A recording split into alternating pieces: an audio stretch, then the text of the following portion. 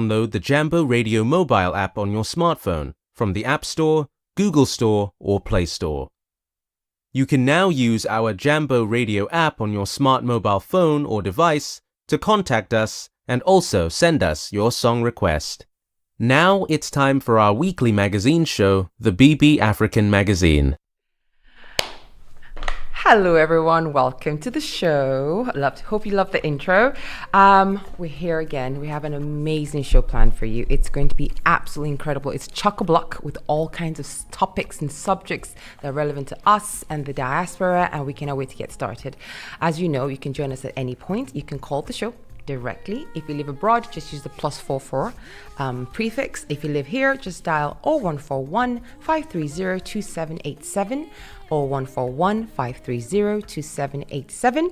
If you're online and you want to join that way, you're welcome to do it wherever you get your social media, Twitter, Instagram, wherever it is. Just say Jambo Radio Scotland. Just use those 3 words and you will find us. We're right here. If you have any opinions, comments, whatever you want to do to join, we will be right here to take anything you have to offer. We're also on DAB in Glasgow and Edinburgh, so to crank up those radios. If you're at work, just crank it up a little bit in the background and you can listen to us the entire time. To get us started, to get us in the mood, to get us ready for today's show, here is Love Don't Care by Simi.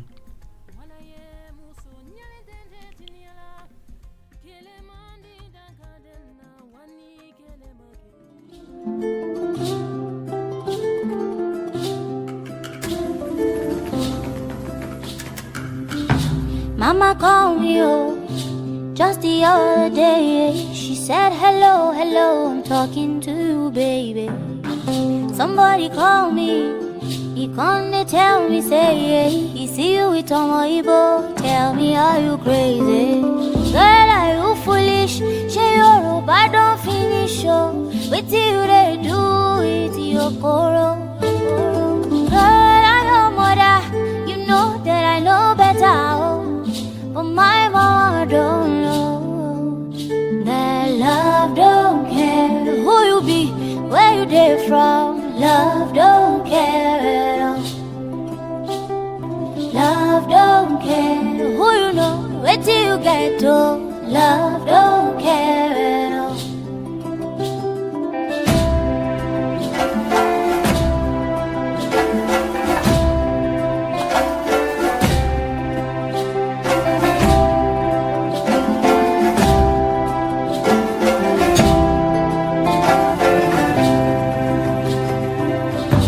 Papa called me, just yesterday, he said, hello, how you doing, baby?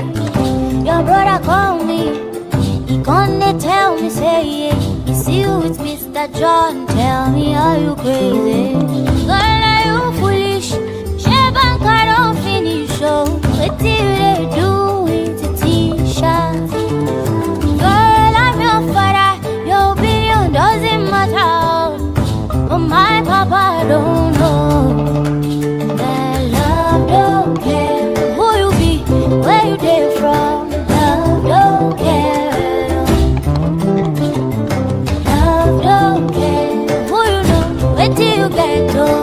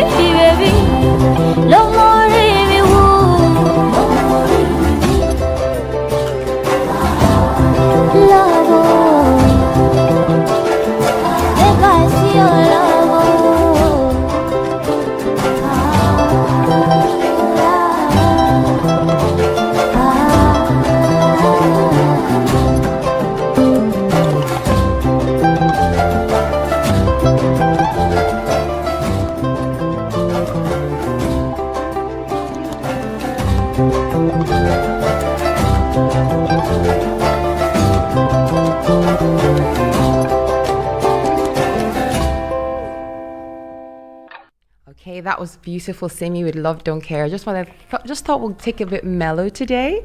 All right, first topic. You ready, Baron? Let's do this. So, American politics today, because American politics is world politics, and that's Scottish politics. So I'm going to use that. So, Kamala versus Trump. Baron, what are you hearing? What are you hearing? Just both of them going back and forth, especially with Trump as well. Back and forth? Yeah. I think only one person is going back and forth. Anyway, let's hear what's going on with the polls, and then we'll come back and we'll talk about it. So, Vice President Kamala Harris is making a bid for the White House, as we all know, with her running mate Tim Walz, after replacing President Joe Biden on the Democratic ticket. Just a few months before Election Day, a new poll suggests that Harris has the only positive approval rating of any candidate and leads in almost all battleground states. That is really, really important. So, how will Harris actually fare against Donald Trump and his vice presidential pick, J.D. Vance, this November? Well, she now has a 2.8 lead over Trump as just a few days ago in the latest average of national polls in the states. On average, Harris has now marginally gone ahead of Trump in the national polls, though the race remains tight. A fresh poll from Emerson College last week showed that Harris was the only candidate of whom voters had an overall favorable opinion at 0.2%, and this is significantly more positive than both Trump and his running mate, who have a net minus 10 unfavorable rating. Okay, and they're polling just 1,000 of U.S. likely voters. Her pick, Walz, has a neutral favorability with 39% favorable, 39% unfavorable, and J.D. Vance is much lower at 12%. So things are starting to heat up. Now, in the most important seven battleground states, that's Arizona, Georgia, Michigan, Nevada, North Carolina, Pennsylvania, and Wisconsin, the war is still being waged between Democrats and Republican campaigns, but research from the Cook Political Report shows that Harris is in the lead in 6 out of 7. And for a very new candidate, that is something. 7 of those states, with Trump holding a strong in Nevada. And the poll shows that Harris's strongest lead is in Arizona, where Biden won by just 0.4% in 2020. All right, so here we go. Things are in full swing. She stepped in just a few months for election. Usually it takes 4 years to prepare. She got a few months. I think only about 70 or 80 days away from Election Day at this point. And she is holding strong. It's like American politics is fun again.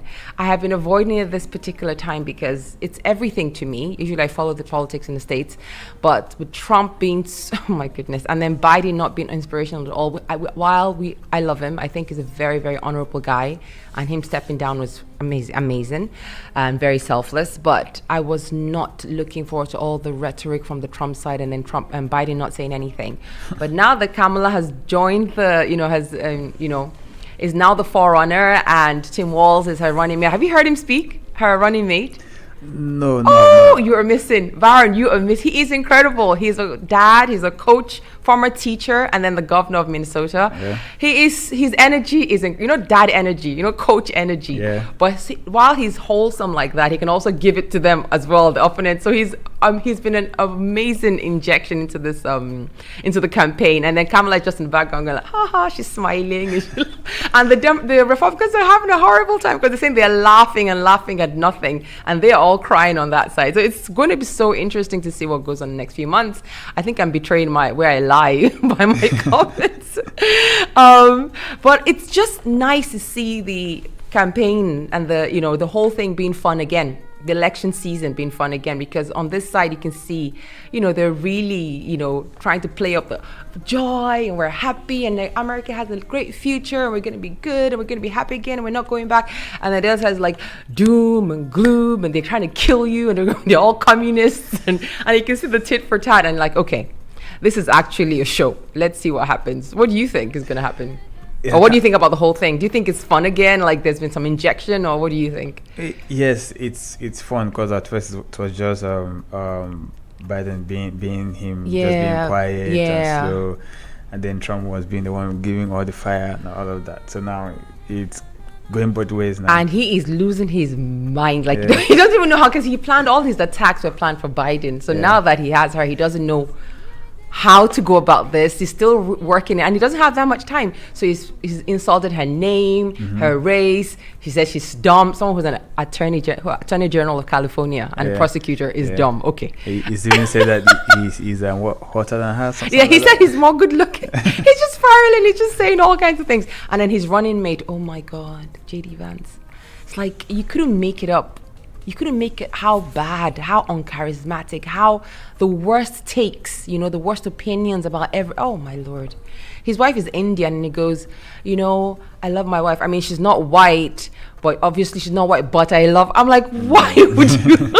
But she's not white, but wow. He wants women not to work and be in the house, but his wife was like a high-powered lawyer, like who went to an Ivy League school. He says people who are childless should not vote, basically should not vote or should not have a say in the country's future. He just can't stop putting his foot in it. And then he went and stalled Kamala at her plane. Did you see that last week? No. At her oh yeah. It's a whole thing.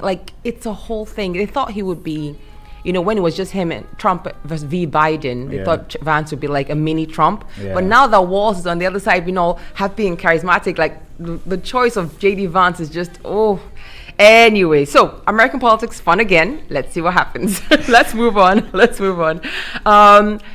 African politics, okay? So this is very good news. I love the story, and it's coming from Gambia. So the Gambian parliament rejects the bid to overturn the historic ban on female genital mutilation. This is a very important story because Gambia's parliament has voted to uphold a landmark law that bans female genital mutilation. I'm going to say FGM going forward in the largely Muslim nation after religious groups pushed for the legislation to be repealed. If the bid had been successful, the West African country would have been the first in the world to re-legalize FGM after criminalizing it. Imagine that. So MP Amadi Kamara, who chairs a joint health and gender committee that recommended that FGM should remain outlawed, said that none of the clauses seeking the repeal of the ban in the Women's Amendment Bill were passed. Parliament Speaker Fabakary Jatta ruled that it was impossible for the bill, which passed the second reading 4 months ago, to be read a third time and to pass without those clauses. I so rule that the bill is rejected and the legislative process exhausted, he said at a plenary meeting last month. FGM was prohibited in Gambia in 2015 by former President Yahya Jammeh, who authorized the imposition of fines and prison sentences of up to 3 years for individuals who engaged in it. The law also punished perpetrators with life sentences in cases where the practice led to death. Pro-Islamic groups and lawmakers pushed back against the criminalization, saying that FGM was one of the virtues of Islam. I think not. Other prominent Gambians, such as opposition leader and former Interior Minister Mai Ahmed Fati, also defended the practice, arguing there's no FGM in Gambia. We circumcise, not mutilate. Human rights organization Amnesty International earlier described efforts to revoke the FGM ban as a backward move for the protection of human rights in the country. In Gambia, 73% of women aged between 15 and 49 had experienced FGM as of 2020. According to the UN. More than 65% of those women were subjected to the practice before the age of 5 years old. UN Secretary General Antonio Guterres said on Women's Day in March that he was outraged by moves by Gambia's parliament to legalize FGM, describing the practice as horrific. But despite the ban, the FGM has still been performed on children in parts of that country. Last year, 3 women were convicted of performing the practice on 8 female minors and ordered to pay fines of around 15,000 Gambian dalasi each or face a 1-year jail sentence. And then penalties were reported to have been paid by an Islamic cleric. In 2016, 2 women also faced charges after a 5-month-old girl, let me repeat that, 5-month-old girl died from genital mutilation. Okay. So, imagine criminalizing an act like that, and then some groups now lobby for it to be re-legalized, to be legislated and re-legalized in the country. Everybody's saying, let's go this way. And then you say, no, they've banned it, but let's overturn the ban. Just imagine if they didn't have fair-minded people in their Congress, in their parliament, who fought against re-legalizing it. Yeah, that is the thing. So while there are those people that are trying to move forward, we also have those that are trying to pull us backwards as well. So it's common in every. But it's one practice I have never understood. I don't know because we grew up in Nigeria, but I know there are groups in Nigeria who I didn't even know for a long time that we practiced it in Nigeria. I know that sounds ignorant. I didn't know because I grew up in the family I grew up in, the city I grew up in, the culture, my culture, my tribe, all of that stuff. So I flew oblivious, and then I think I was on some groups later on, and people were talking and women were talking, and I realized there's parts of our country in Nigeria who practice it like proper. People were defending it. Some women were actually defending it. Some women were defending it, and I'm like, if you've been through that kind of thing and you know what it costs you, why would you be advocating for your child to go through that kind of thing? People were sharing their stories of how their mom traveled and then their dad took them to the women to do it quickly because in his culture, it's important. Even after they had talked about the fact he and his wife may have to discuss that, we're not going to do it. But he's feeling shame because in his culture, you do it. Mm-hmm. So when the mom was away, their dad took them to get it done. And they almost got killed because, infection and all that. All kinds of stories. I was like, oh my God, this is a whole world. I thought it was something you heard happened in the Middle East, back in the day and all that, or in North Africa, but they're trying to ban it. I didn't know it was that much closer to even our part of Africa, talk less of the Muslim, like Gambia or Senegal or other countries in Africa. Did you know it was widespread, so widespread like that? No, I didn't. I didn't think that a lot of people, I didn't think a lot of people would try to have it brought back or get unbanned. It's the one thing I'm really, really strong on this. Like, I understand religion and I understand culture, and I believe I agree to an extent you should uphold your culture and traditions, but not when it harms another person and takes away their autonomy to choose. Because you doing that to a 5-month-old child or a 5-year-old girl or a 10-year-old girl, she never gave you consent. She did not agree to that. It's her body, and you are literally taking away her choice from her. And to what end? Like, if you think about what it's for, it's to say women should not experience pleasure to that extent, otherwise they will be wayward in life and this and that. What? Like, who started thinking about such a thing in the first place? Why is that something to say? And so it's funny because it's replicated in so many parts of the world. So that thinking is also replicated. That if a woman has the chance to experience pleasure in that way, then she will turn out wrong, or she'll cheat on her husband, or she'll be a wayward teenager, or God knows what. So as a child, you take away a part of her body, and she never asked you to. Like, it's an incredible leap in logic. And the fact that that kind of thought didn't stay in the heads of those who think it, but actually became a practice to actually remove that part of the woman's body. It's unbelievable that it's lasted this long. Well, just hoping that more and more countries where these things are practiced, they get to outlaw it and make it illegal. Even when they outlaw it, they still run to corners and do it in corners. Get it done in secret. Mm-hmm. That's why they say if they find out you did it, then they're gonna. But why wouldn't?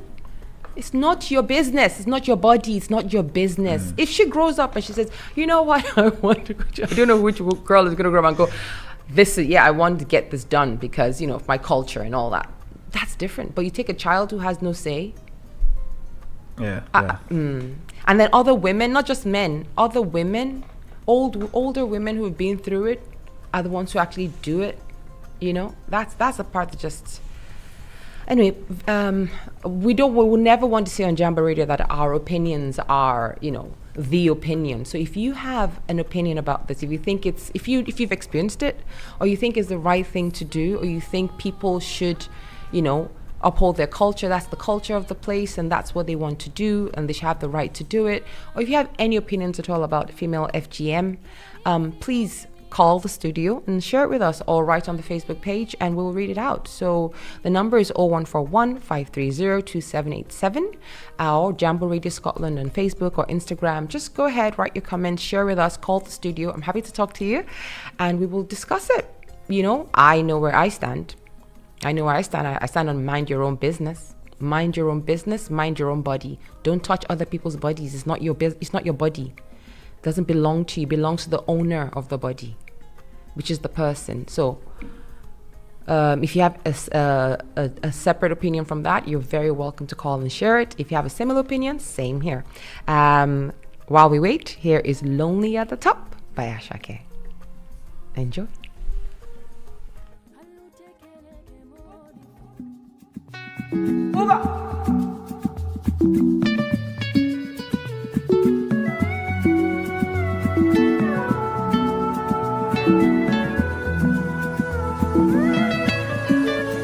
It's lonely at the top. Lonely, lonely, lonely. Money on my mind. Money. Don't care what they yarning about me in particular. Oh, call me. Out here on the road chasing my dream because I know I'm chasing for me. Ololola de mango molo, borokot, show my love. If you want to let Jack come alone, no to find anybody, na money I want. But they hear what the people they do. Want to get a shakeleti love. See love when I wanna get another one, I go take and do waiting I love, waiting you love. Oh, no be waiting I love. Oh, waiting I love. I go do what with all my heart. Oh, no be. Mr. Money Changer, but when I know the waste time. Mr. Money Changer, just carry on, there be no time. Bad boy day, me I day fine, and at the same time, me I day high. But to the top, stand out, calm down, you go day fine like fine wine, no decline. Sick about it, extraordinary things. Show me love, I go show you more. Bó ṣe ń ṣe wo bó ṣe ń ṣe ọmọ yìí dọ́ńtẹ́jà ṣerékélé mú fọ́ fàyè mú ti fọ́ fàyè yéyé. Ọlọ́ládé máa ń gbọ́mọ lọ kọ̀rọ̀kọ̀tọ̀ ṣọmọ lọ ẹ fi wọ́n sílẹ̀ jẹ́ kó máa lọ ní to find anybody na money I want. But they hear wetin people dey talk. Wọ́n ti gbé Àṣàkẹ́ létí lọ. See love when I wanna get another one, I go take and do wetin I love, wetin you love. Oh, baby wetin I love. Oh, waiting I love, I go do it with all my heart. Oh, no be Mr. Money Changer, but when I know the waste time. Mr. Money Changer.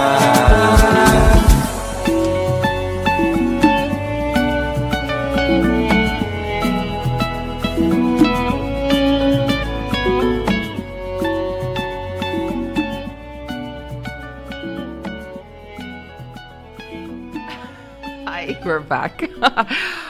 I'm laughing because the next story is pretty heavy. It could be heavy. It has the potential to be heavy. So I want to come into it with a lighter spirit. So, Baron, did you hear about what's happening with Chidima? Yes, I did. Okay, we're going to talk about it. I'm going to tell you what's going on, guys, and then we're going to talk about the situation and other things as well in addition to it. So, Chidima Adesina, who quit the Miss South Africa beauty pageant last week after being embroiled in a row over her nationality, has accepted an invitation to compete for the title of Miss Universe Nigeria instead. Born to a Nigerian father and a South African mother with Mozambican roots, Adesina withdrew from the South African contest as questions swirled over her eligibility to enter, and she became the target of xenophobic online attacks. A day after she announced her withdrawal from Miss South Africa pageant, the organizers of Miss Universe Nigeria invited her to compete in their contest instead, saying it's an opportunity to represent her father's native land on the international stage, and adding that her journey in the world of pageantry is far from over. Responding to the invitation, Adesina said in a video shared on Instagram Thursday that she was excited to embark on the journey, describing Miss Universe Nigeria as Africa's most prestigious beauty pageant. When Adesina was selected for the Miss South Africa pageant last month, her Nigerian names triggered calls for clarity on her citizenship status from some South Africans and made her the target of xenophobic attacks on social media. In a statement posted on its website on August 7, South Africa's Home Affairs Department, which oversees immigration, said it had investigated Adesina's citizenship at the request of the pageant organizers and found that fraud and identity theft may have been committed by her mother to obtain South African citizenship. Okay. However, it added that Adesina could not have participated in the alleged unlawful actions of her mother, as she was an infant at the time when the activities took place in 2001. The department said it was looking to establish the full set of facts on the matter and was also obtaining legal advice on the implications of the alleged fraudulent activity on Adesina's citizenship status. The nationality spat has elicited mixed reactions in South Africa, where xenophobic and anti-immigrant attacks are common. Populist opposition politician Julius Malema said in a recent interview discouraging xenophobia that if she, Chidinma, was born here in South Africa, she's South African, she's not her parents. Adesina's withdrawal from the Miss South Africa contest also drew sympathy from Grammy Award-winning singer Tyla, who said in a post on X that she was disappointed at all the online harassment that Adesina had faced. Now, if she wins Miss Universe Nigeria, Adesina will represent the West African nation in the Miss Universe beauty pageant to be held in Mexico later this year. Okay, so Baron, what is your overall view of this? Have you been on social media? Yes. Are you seeing what's going on? Yes, I've been following. So, recently the South Africans have been holding on to the part where her mom, committed identity theft. Allegedly. So trying to punish her. Even before the whole identity theft. Yeah, they still wanted her out. They didn't want her there. So now they're holding on to that.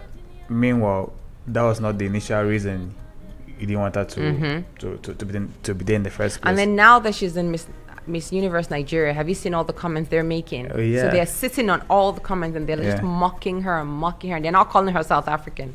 They're now saying, oh, she's our South African princess and she's going to win Miss Nigeria. So basically they're thinking they're owning Nigerians somehow. They think it's become an actual mess. It got so bad that during the Olympics they were actually mocking. So when Nigeria fell out of the relay and they fell down and they got reinstated, Nigeria stepped on the line and they were disqualified and they were mocking, oh, Nigeria's, oh yeah, South Africa wins again. I'm like, what is going on? And there are certain sets of them who are just sitting on this story and just insulting Nigerians from one. I do not know what's going on. My heart was actually broken last week. Reading some of the comments. My heart was actually broken because I don't know how to feel. I've always loved South Africa. We've talked about this. I've always loved the idea of South Africa. I love South African music. I love the people. I thought they were so beautiful. I love the fact that they hold on to their culture so strong. I've always admired these people. I didn't know this was how they felt about us. I mean, I don't know, maybe it's always been there for a few years now. But it's insecurity, right? Yeah. And as Nigerian, it's not our fault that when we go into something or when we put our mind into something, we succeed, we do it better. Whether it's good or bad, we always do it better. So you shouldn't be hating on Nigerians because they've come into your country, whether it's business or whatever, they're doing well. And then because of that, you now start to hate on. I have a question. They say things like, Nigerians are the most hated around the world. They're most hated. When you hear the word in Nigeria, they hate them. They hate all the Nigerians in South Africa are all drug dealers, scammers, just the worst of the worst, okay? Now, I have a serious question to ask Baron. Why is it that when you see Nigerians in the UK, Nigerians in America, Nigerians are the most successful minority in the States, right? Yeah. So they're doctors, lawyers, politicians, they're, business people, they're in the wherever you find a black person in the higher echelons of society in the States, you will find a Nigerian there. Yeah. So, and if you go to Nigerian, community events, weddings, business meetings, all that, you will see the creme de la creme of the minority communities, right? So like when you hear Nigeria in the States, the connotations is apart from the odd joke of a Nigerian prince, they do that a lot because of the whole email thing, but generally there's no problem. The reputation is stellar, okay? Then you turn the lens to South Africa, and when they hear Nigeria, all they hear is scammers, drug dealers. Is it? Let's be serious now. Are we sending I'm sounding like Donald Trump now. The kind of people we send or who go to South Africa, if we're being serious, are they those kind of people, as opposed to, you know, when you send your bright students, your sons, your daughters to America, you pay their school fees, you send them there and they become doctors and they become this and that in America and they get so successful. Or the ones who've been here in the UK for a while, second generation, and they were all, maybe in the 70s, our parents were here, right, studying, and then they had us, and then they've become very successful here. So the Nigerian community in the UK is quite strong. Maybe not in Scotland, but at least in England. Yeah. Quite successful as well. In Canada, you have all the doctors and pharmacists and people living a good life in Canada, right? So when you hear the Nigerian community there, they're doing incredible things and they're really successful in an open way. Is it that we're sending those kind of like classier, wealthier, more intelligent, more educated people to those parts of the world? And is it true, maybe, I'm just trying to be devil's advocate here, that the kind of people who are from Nigeria, we have 120 million people, we're plenty, right? Yeah. More than 120. More than.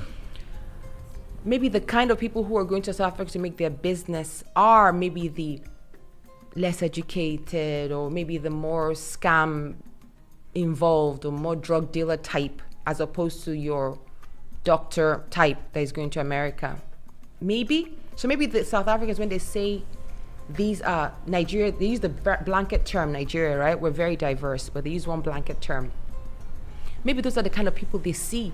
Because I was trying to read through the comments to say, what is this hate? Where is it coming from? Apart from the fact that those who are doing well, and maybe they're not doing as well, that's one thing. Yeah. But secondly, the recurring theme I saw in a lot of people were like, my sister was made into a prostitute, she was pimped out by these people, my brother became a drug addict, my this became a that because Nigerians sold them drugs and this and that. So maybe that is, maybe do you think they have some kind of, do you think they have a, is there something there? No.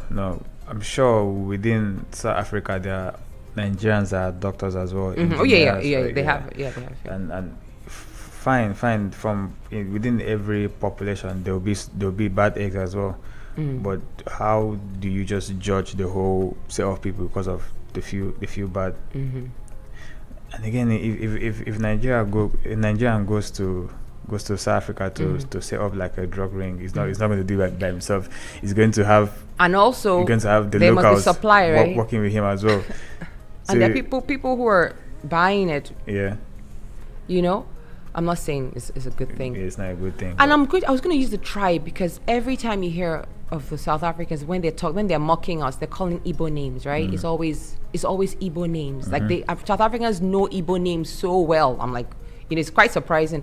So I think the Igbo community there is very big. I think in the Nigerians who live in South Africa, I think Igbo people are the major, I think, from what I have perceived, right? Yeah. But you can't even use that to say, maybe Igbo boys are going there and doing too much, because the people in America as well, the majority of Nigerians in America as well are Igbo, and they're like doctors and this and that and doing amazing things. So it's not even a tribal thing. Is it just the quality? Is that a class thing, maybe? Could be. Like the class of people who are going to South Africa, embarrassing us, are from a certain class in society, as opposed to the people who are going to the other side. We're sending our better folk, maybe, to the other side. I'm trying to understand this, Brian, because the hate is huge. It's not like a flippant comment here and there. It's like, how we banter with Ghanaians, we call each other names and all that. Yeah. But we're playing, yes, we pretend like we hate each other, but we're playing. Yeah. No matter how far we go, we're playing. It's not the same. It's like they want you dead. It's almost a feeling as if they want you dead. Mm. It's like we're not playing. How there's a play. When you're banned, Ghanaians, you're this, you're that, we're this, we're better.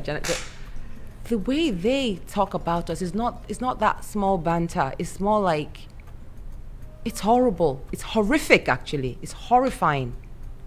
Yeah, and I'm wondering where it's coming from. You see the names that they call Nigerians. It's horrifying. And if you are South African, and then you associate with a Nigerian, mm-hmm. You then become the enemy as well. Or if you even try to defend and say, guys, stop it, this is not right. And some of them are very proud of it. I think they're associating their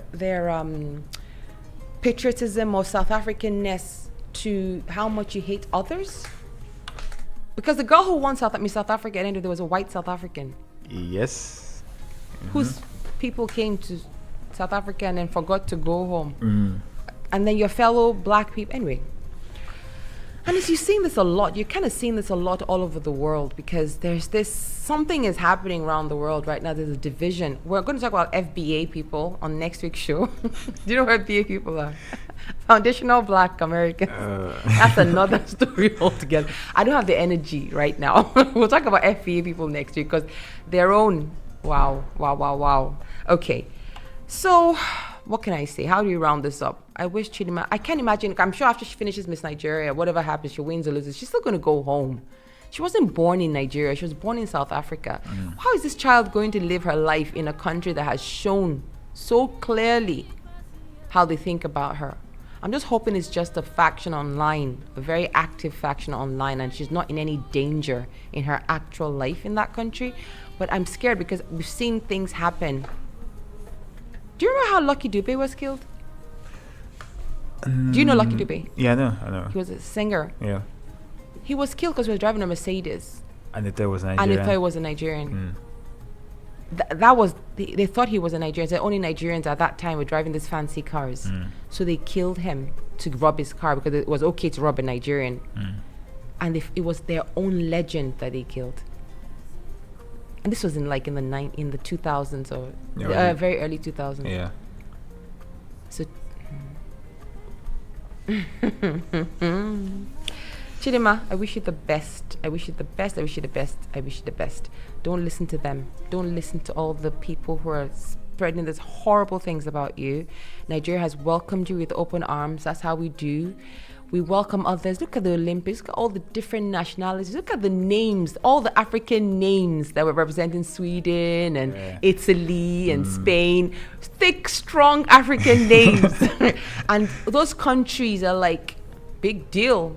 Big deal.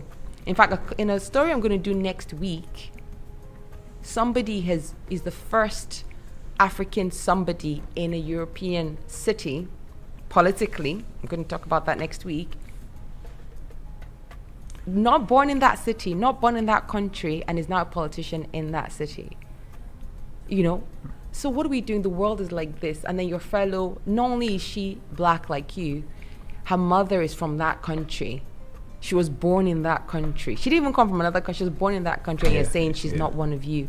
Why? She is. And we shouldn't try to say, oh, let's just, how do we manage this, and let's just no, they're not going to like you regardless, so live your life. And we are still waiting for that investigation for the... They just plucked it out of thin air. Yeah, plucked it out of air, and then put a white South African man. Good luck to the lady who won. I'm sure, I'm sure she's happy to have won. Chidima, do your thing. We're welcoming you in Nigeria. Do Miss Nigeria. You will have a great time. We know how to welcome people. We're nice to strangers. I'm not saying you're a stranger, but we're nice. We like foreigners when they come. We treat them better than we even treat our own people sometimes. All right, let's move on. So we're going to have a song, and we're going to come back and do our travel, because today's travel is really, really good.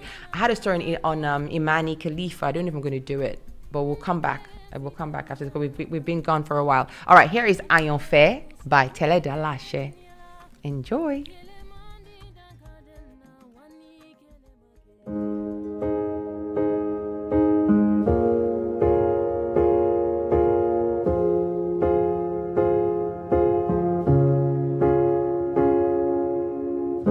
Money fair any total Mukuro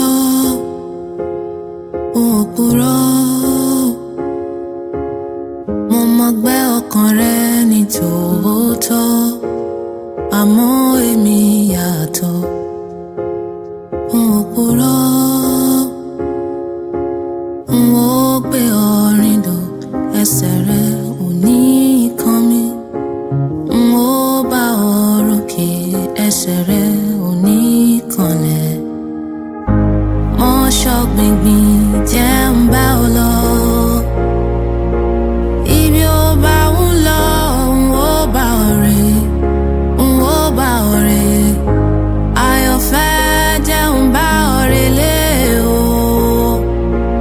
Ibi ó bá ń lọ, n ó bá ọ lọ, n ó bá ọ lọ. Wọ́n ní kí láàyàn mọ́ mi, mo ní ìwọ ni. Wọ́n ní kí láàyàn mọ́ mi, ìfẹ́ rẹ ni. Ìrìn wa ti dájọ́ rìn, ẹbọ wa ti dájọ́ pé n ò purọ́ o, n ò purọ́ o. N ó gbé ọ̀rìn dò, ẹsẹ̀ rẹ ò ní kàn mí. N ó bá ọ rókè, ẹsẹ̀ rẹ ò ní kànlẹ̀. Àyànfẹ́ jẹ́ ń bá ọ délé. Ibi ó bá ń lọ, ibi ó bá ń lọ. Àyànfẹ́ jẹ́ ń bá ọ délé. Ibi ó bá ń lọ, n ó bá ọ lọ. Ìlà ló mórí kì í lá o. Ògìrì ló mórí kì ọbẹ̀ o. Àyànfẹ́ dákun dábọ̀ ṣe tèmi. Ibi ó bá ń lọ o. Àyànfẹ́, àyànfẹ́ mi.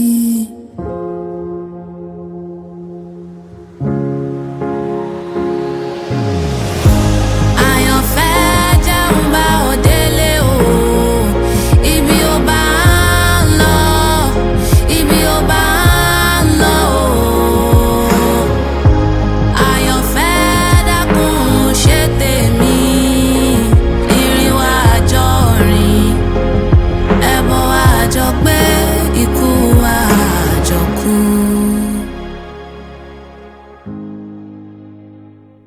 God bless, God bless, God bless. Tell her Dalashe. Oh, before we do the travel, I really have to do the story. Baron is like looking at me like, that's not what we planned.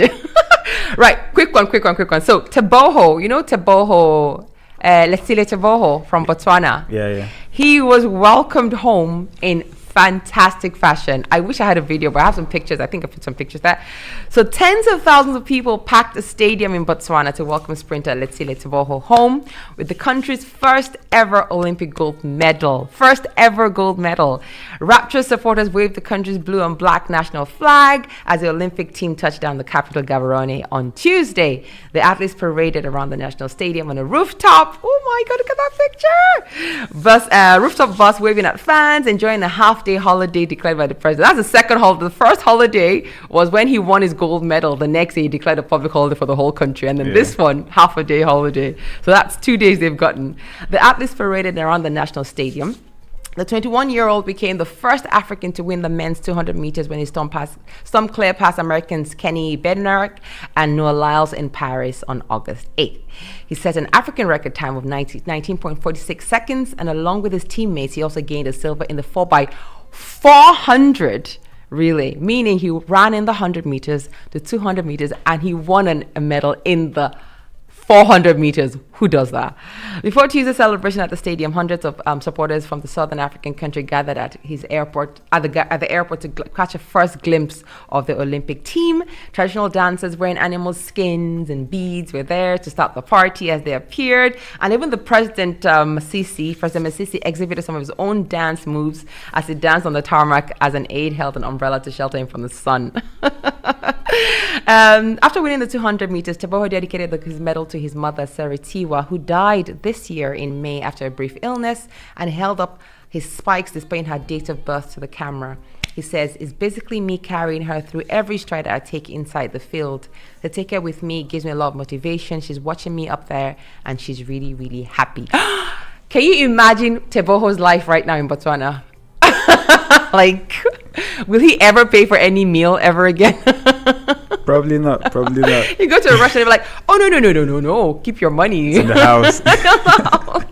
But it's amazing. It's amazing. He's so young. That's why he has such a mature look, you know. He's always he only smiles after the race, when he wins. Very serious looking young man. But, you know, he's just 21. Just 21. Like, oh my goodness. I love the story. I love the fact that Botswana has just embraced him. Like, they just love him. It's the same for the young man from Sweden who won the pole vault. He's like a superstar. And as for what's his name, Leon Machon in France, he's just the king of France right now. So basically, these guys, what they did in the Olympics, in their countries now, they are mega stars. Like, it's done. They can't. I mean, they will never be able to be anonymous ever again, which I think, which makes me a little bit scared sometimes. I would love to be super successful in what I do, but also be able to keep a low profile when I want. Yeah. But in this case, it's over. They can never keep a low profile. Everybody will know who they are. Yeah. But and congratulations. And then we have Nigerian and Ghanaian twins that went and came back without a medal. What? Nigerians. Sorry, Mara, what do you say? No. You didn't see the medal I put on my Instagram. you know when you cut out the top of a tin can? Yeah. We use that one whole body. Listen, it's not our fault. The 4x400, I truly believe we would have medaled. We could have medaled because the boys ran very, very well in their semi-finals. But one stepped on the line and we got disqualified. Honestly, the boys did. And we've won the 400. We've won it a couple of times in history. So it was one I thought we might get. And then some other ones as well. We had some bad luck. But nobody had worse luck than the Jamaicans this Olympics. I'm so sorry. We were all expecting all the bells, whistles. Man, who swore for Jamaicans? What happened this Olympics? My God. I mean, they won some medals, of course, but wow. All the superstars we thought we would see. Nobody. Injury, scanned, all sorts of things. Oh, Jamaica, I'm so sorry. But that'll only make them stronger for next time. They're coming back with a vengeance. Yeah, they'll go back and get ready. Yeah. I'm just happy that Ghana didn't win as well. So listen. As for my girl, Faith Kipyegon from Kenya, she won her 3rd gold medal in the 1500. Oh my God. I love when women run successful, have a baby, so your body goes through changes, you carry a child, come back and win gold again. Like, who does that? Are you even a human? You know what I mean? Carrying a child to term, birthing a child, then going back to train and coming back and winning gold again. No, please. Faith Kipyegon, my God. And there's so many stories like that. I mean, the Africans, we not only did well for Africans Africans got quite a few medals this time, but a lot of the Africans who were running for other countries got medals as well. Yeah. So I count it as all. It's ours. It's our medal. Yeah. Listen, if your country is not going to pay you the money, go for it. Yeah. Go for it. Our girl in Qatar, she's always winning her medals. The Kenyan girl from Kazakhstan, she gets her bonuses that they give her when she wins a medal. You know, it's still going to go back to Kenya because it's going to send money home, right? Of course. It's still going to help the Kenyan economy, you know. Well, do what you have to do. If your country, and look at our Nigerian girl or the States for the shot put. Yeah. They didn't register her properly the last time. She just changed. She just remembered. Oh, I have American citizenship. Please let me. I was trying to help my fatherland. My head be correct. And she went back and she got a silver. If your country is not doing right for you and some other country is offering you more, go for it. Don't worry. We know by your name who you are. It's okay. We do. Do we have enough time for the travel? I think we do. Yeah, it might take a minute into. All right, let's do it. Let's do it because I've been wanting to share this travel video for a long time. No, let's not do it. Let's wait. We'll do it next week. Okay. What we'll do, guys, it's worth it. It's Mauritius. I'm just gonna get the cat out of the bag. It's Mauritius, but I want to do it properly and in grand style. It's a beautiful, beautiful segment, and you're gonna be packing your bags once we're done with this segment. But let's do it properly. Let's not rush it. So instead, we're gonna do one more story, and then we're gonna have a song, and we're gonna go to part 2. I hope you're enjoying yourselves. Remember, you can join at any time. 0141 530 2787. 0141 530 2787. All right, so let's stay in the realm of the Olympics. And Imani Khalif. Heard anything recently, Baron? You know Imani, the boxer from Algeria. Yeah. Aside from the constant bullying. Yeah, well, she's suing now. Oh yeah, and I'm so happy. She waited until she got her gold medal, and now she's suing. So let's hear the story, then we talk about it. So, J.K. Rowling and Elon Musk have been named in a cyberbullying lawsuit filed in France by Olympic champion boxer Imani Khalif. Khalif, who was the subject of a global gender eligibility row during her Olympic run, became Algeria's first gold medalist in women's boxing and its first boxer overall to win gold since '96. On Wednesday, her attorney, Nabil Boudi, said they had filed a criminal complaint over alleged acts of cyber harassment to the Paris Public Prosecutor's Office. The legal action was filed against X, formerly known as Twitter, which under French law means was filed against unknown persons. It claims that the 25-year-old is a victim of misogynistic, racist, and sexist bullying. I concur. And that ensures cyberbullying. That ensures that the prosecution has all the latitude to be able to investigate against all people, including those who may have written hateful messages under pseudonyms, Boudi said. The lawyer added that the complaint mentioned famous figures too. J.K. Rowling and Elon Musk are named in the lawsuit, adding that Donald Trump could also be part of the investigation. Trump tweeted, whether or not he's named in our lawsuit, he will inevitably be looked into as part of the prosecution. Khalif was born female and has never identified as transgender or intersex.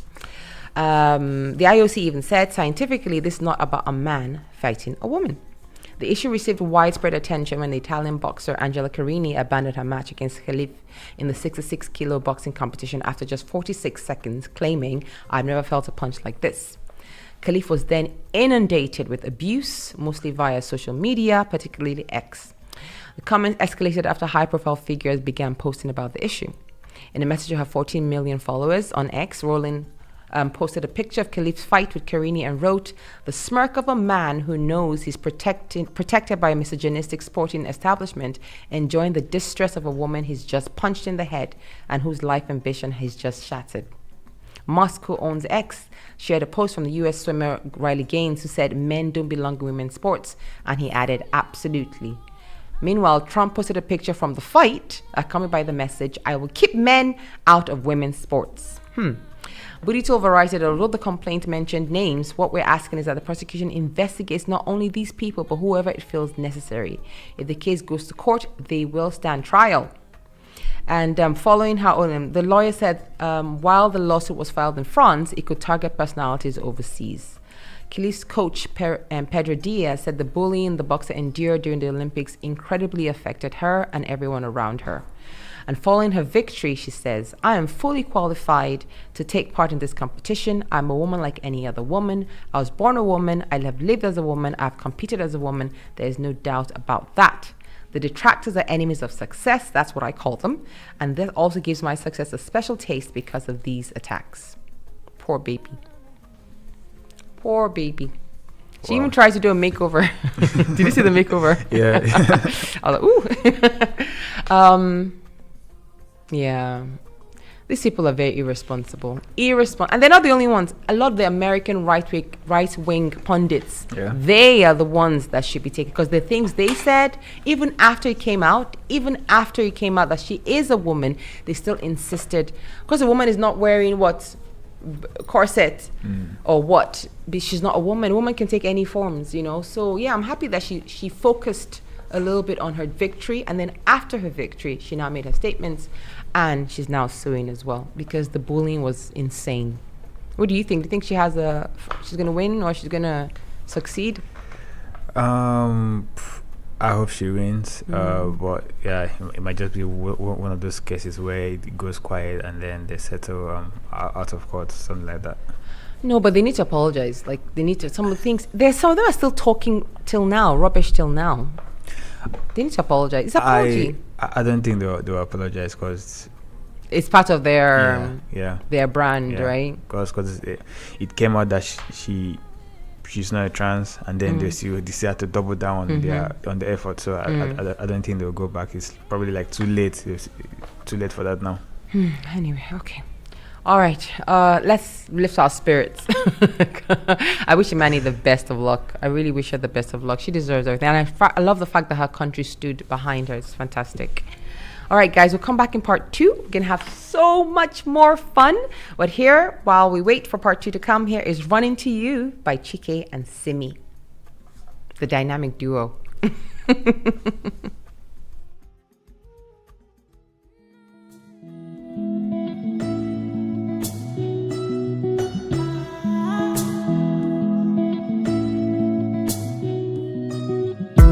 Anybody way won't fight you, may they come, they already know. I'll be right beside you, like the wall of Jericho. They don't know, they don't know, they don't know what's going on. Monagiso, Monagiso, Monagiso, my baby boo. I'll be a soldier for you, I'm getting better in Kung Fu. You should know I got you, and you don't need to guide me too.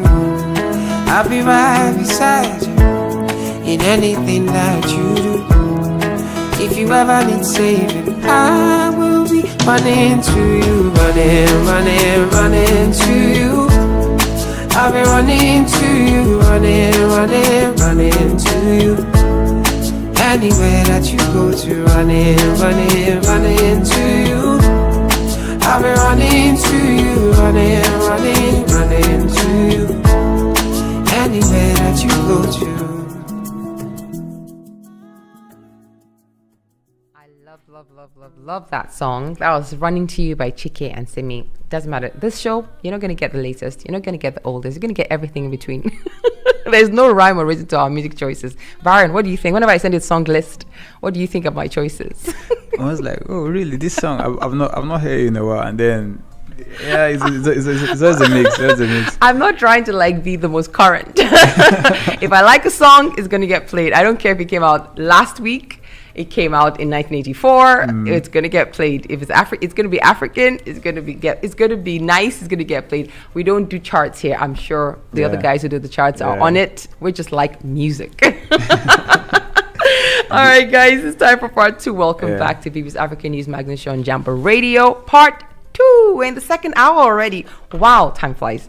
So this week, and now it's time for African Spotlight. I love this African Spotlight story. You guys are going to love it too. I hope. So every week we focus on a good news story or interesting story from the diaspora or from the continent on someone doing amazing things in their community. Are you ready for this? We're going a bit further afield for this one. Baron, get ready with the drum rolls. And this week we are shining our spotlight far across the Atlantic to the African diaspora in Colombia. And we're shining on Francia Marquez because she's Colombia's first black vice president, and she's a female. She's also making a statement with her African-inspired fashions. Let's see. Baron, I'm going to need, when I start talking about the fashion, I'm going to need you to show the photos, okay? So, last month, Colombians made history when they elected Gustavo Petro, the country's first leftist president, making his running mate, Francia Marquez, the country's first black prime minister. Born in a village in the Cauca region of Colombia, the 40-year-old longtime environmental activist has never held elected office before. As a single mother, she worked in a gold mine in her early years and later worked as a housekeeper to support her family. Marquez started her activism at a young age and once organized a 500-kilometer protest march to demonstrate against illegal miners who were destroying biodiversity along the Ovejas River in her community. Her efforts, which included protesting in front of the internal ministry for 20 days, pressured the government into action, and they pledged to stop illegal mining around the community. After 214 years, we've achieved a government of the people, a popular government, a government of people with calloused hands, the government of the nobodies of Colombia, she said, following the historic win. The vice presidency is the means, the end is to achieve peace and dignity. She was awarded the Goldman Prize in 2018 for her long history of environmental activism, and the next year was named on BBC's list of 100 most influential women in the world. In 2020, Marquez earned a law degree from the University of Santiago de Cali. With her newfound political power, she will look to continue to advocating for the rights of Afro-Colombians, 31% of whom live in poverty. Though likely to face many challenges, she has pledged to be a politician that is for the people. And now, enter Esteban Sinestra, a young black fashion designer from Colombia's largely poor Pacific region who is dressing VP Marquez in what he calls resistance fashion. Sinestra, whose colorful pattern dresses for Marquez have drawn international attention, grew up in the municipality of Santa Barbara Esquade in the Nariño province, where he says many young people have few opportunities to escape the involvement in the country's ongoing internal conflict. His background has commonalities with Marquez, who grew up in the poor municipality of Suarez in the Cauca province, and she also faced death threats for her opposition to gold mining.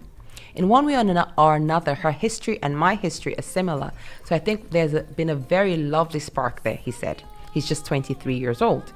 He now lives in the city of Cali. First, we accept and recognize that we have roots that connect us, which is Africa. Let me say that again. First, we accept and recognize that we have roots that connect us, which is Africa. But taking into account these roots, we also express the territory where we're from, the Colombian Pacific. And Sinestra, who learned his craft from his aunt and grandmother, is happy. Each and every one of Francia's outfits evokes that, Sinestra said, is being able to show this is who we are. So for me, fashion, my fashion, is resistance. Okay. Is that not the great? Look, first of all, when you hear people like Francia Marquez, don't you feel inadequate in your life? Like, don't you feel like if you come from literally a village, literally the slums, you worked in gold mines when you were small, you worked as a housekeeper, and then fast forward 20 years later and you're on the list of 100 most influential women in the world. Then fast forward 5 years after that, you're the vice president of your country. Like, what are we doing with our lives, Baron? What's going on? Baron, what's going on? Did you grow up in the village? Were you in the gold mines? No. Were you a housekeeper? No. And so why, if you didn't even have those blocks, why are you not president of Scotland right now, or First Minister? What's going on, Baron? Hurry up. TikTok. We are getting there. We're getting there. TikTok. We're getting there. I mean, is she not inspirational? Like, when you hear stories like this, like, don't you go like, okay, fine, I don't have to do all she's done, but I can do something, you know? And as for the young man, he's grown up in the poorest areas as well. And he's just importing Ankara, like, by the bale from Africa. I even saw some of his designs. I didn't add that picture. He has, Isiagu. Yeah. He has women wearing Isiagu, I swear. Like, he's like, whatever, Kente, Ankara, Batik, Isiagu, bring it. Is it from Africa? I'll sew it. He's just sewing. I mean, this is what we don't take really serious back home. I'm telling you. And he's just sewing. Like, is it African cloth? I will do it. Because when I saw her, first of all, she presents. I know she speaks Spanish. And she's Colombian, you know. When you think of Colombia, you think of Shakira, right? Yeah. You think of the light-skinned, wavy hair, Shakira, and people on telenovelas. That's who Colombia is. Colombia is everything, from blackest black to the whitest white, and all. Because, listen, you're going to notice there's a theme in my stories this week. There's a theme, because we're going to finish our history with Caribbean diversity. So we're going to finish the show with... I got you, guys. We're black, okay? We're African, whether they like it or not. What was I talking about? I was talking about her presentation. So you see her, she looks like every Nigerian, Gambian, Ghanaian, Kenyan auntie you have ever seen. She might be from the other side of the Atlantic in Colombia. She might be speaking Spanish. She might have her Spanish, accent and all that. Does she not look like every auntie you have? Like, she does. From her skin tone to her body type to her hair, full 4C hair. Yeah. And it's just like just wear Ankara all the time. I'm like, all the time. Literally. Show another picture of Aaron. All the time? Just keep showing her pictures. She just wears Ankara like it's no man. She wears more Ankara than some Africans that I know. And it's different styles and different, And she's wearing them to work. She's going to the government house, to the presidential villa like this. I think that's why her designer calls it resistance fashion, because it's like, you're not hiding your roots. You know, a lot of people in South America are like, oh, no, we're not African. I know black. What does Dominicans say? I know black. Dominicans be blacker than you. They'll be like, I know black, I Dominican. So she goes, you know what? Not only am I black, I'm Afro-Colombian. I'm African. So I think she's wearing this African clothes to prove a point. And I love it. I love it. That she's not hiding it. She's not trying to like say, maybe there, there was a... No, she's like, this is our roots are from Africa. Yes, we're Colombian. Of course we are. And our problems are very, very, very presently Colombian. But this is who we are, is where we come from. Brilliant. What do you think, Baron? I think it's always good to see people embrace their African culture, African heritage, and they don't just get to hide it. So I'm really hoping that more people get to do this. Yeah, and you don't see, this used to be a thing back in the day when Marcus Garvey and Kwame Nkrumah and all of them, when Pan-Africanism was a thing, it was the thing. I don't know how we got far away from it that we now have foundational blacks. We're like, we actually have black Americans going, not only are they not African, but that they, oh Lord, you know what? We'll talk about this next week. It's that subject is bizarre. Yep. Very bizarre. Okay, so questions for the week. Number 1, can seeing incredible quote unquote poverty to presidency stories like Marquez's inspire us to reach for success? Number 1. And number 2, how important is it to see prominent Afro-Colombians and Afro-Latinos like Marquez embrace their African roots? And why do some others deny or reject them? Very loaded question. Let's say it again. So number 1, can seeing incredible poverty to presidency stories like Marquez's inspire us to reach for success? And number 2, how important is it to see prominent Afro-Colombians and Afro-Latinos like Marquez embrace their African roots? And why do some deny or reject them? Okay, if you have anything to say, any comments, want to answer take a crack at the questions, or just talk about the topic or any of the topics talked about so far, don't hesitate. 0141 530 2787 or Jambo Radio Scotland, Facebook, Instagram, wherever you get your social media, we'll read it out. While we wait for your questions, here is Mungo Park by Korede Bello.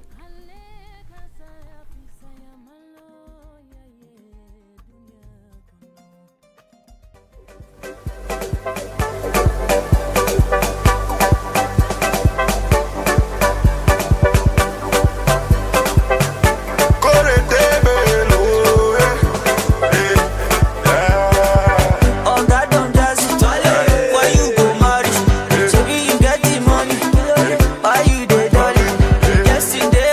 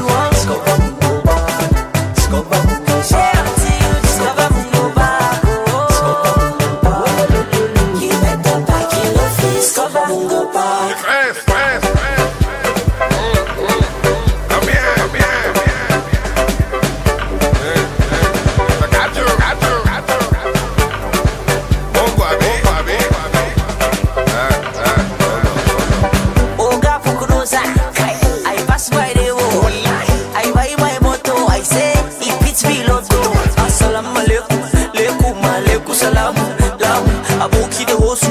You dey find me do promote to. If you say that you do, then go do your own. No dey book nose like you want. Discover Mugopa. Say you want discover Mugopa. Discover Mugopa. Say you want discover Mugopa. Discover Mugopa. Say until you discover Mugopa. Discover Mugopa. Give me that back in the face. Discover Mugopa. Say you want discover Mugopa. Discover Mugopa. Say you want discover Mugopa. Discover Mugopa. Say until you discover Mugopa. BB's African News Magazine Show on Jambo Radio. We were just talking about the first black VP of Colombia, Francia Marquez, and how she came from a super, super poor background, from being growing up in a village to working the gold mines, to being a housekeeper, a single mom, everything that life will throw at you to just put you in one place and put you in a box and leave you there. And she went from that to being the VP of the country, even though she had never held any public office, and that was based mostly on her activism, environmental activism, and she became a lawyer later in life and one of the most influential women in the world in 2018. So, I mean, she has an amazing, precedent and amazing accolades, and she's also dressed in very, very African. She has a young Afro-Colombian designer who designs all her clothes, and he just dresses her as an African princess all the time. So the questions for the week were, I'm going to ask if Byron could take a crack at it. The first one is, Byron, ready? Can seeing incredible poverty to presidency stories like Marquez's inspire us to reach for success? Yes. And number two, how important is it to see prominent Afro-Colombians and Afro-Latinos like Marquez embrace their African roots out there in diaspora? And why do some others deny or reject them? First, when you see people that have come from very poor backgrounds, get up in, do a lot of things, achieve a lot of things, I think it gives the rest of us that have a bit of privilege some inspiration to also do ours as well. Yeah, it's incredible, really, really incredible. She's a story which I will always tell. I mean, I'm just so proud of what she's achieved and what it's shown other youngsters, probably young people in the diaspora, in Colombia, maybe other Afro-Latinos in South America, that they can achieve things as well. Because if you see one, representation matters, right? See one, that means it gives you the idea that you can do it as well. Yeah. Okay, so we're going to have an announcement, and then we're going to go to our next story. So People Plus, do you live in North Lanarkshire? Are you looking for a job? Are you looking for funding and support to start your own business? Well, if you're a parent and you live in North Lanarkshire, that's towns like Cumbernauld, Shotts, Wishaw, Bells Hill, Kyle-Scythe, Motherwell, Airdrie, Gartcosh, Coatbridge, Muirhead Steps, etc., then People Plus can help you. There's the Work People Plus North Lanarkshire Working for Families program. At People Plus, they have brilliant employment and self-employment opportunities for parents who live in North Lanarkshire. So what they need, if you are toying with the idea of starting a business, then they can help you start up, including funding and business advice. If you're trying to find a job, they can help you with CV work, they can help you find, match you to employers, and they can help you with training as well. So all you have to do to be eligible to join the program is you must live in North Lanarkshire and you must be a parent. That's it. If you're those two things, then they can help you. So email, get ready with your pens, please, everybody. scotland.ef@peopleplus.co.uk. One more time, scotland.ef@peopleplus.co.uk. Send an email and they'll be back in touch with you. Or call or message 07 814 061 565. That's 07 814 061 565. Call that number or messages and they'll be there to help you. Okay, I hope you've been enjoying the show so far. I hope you've enjoyed all the music so far. We keep going. Right. It's now time for our Have You Heard segment.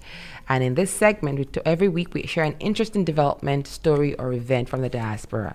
You're going to laugh. This one is going to make you laugh. Baron, you ready? Let's go.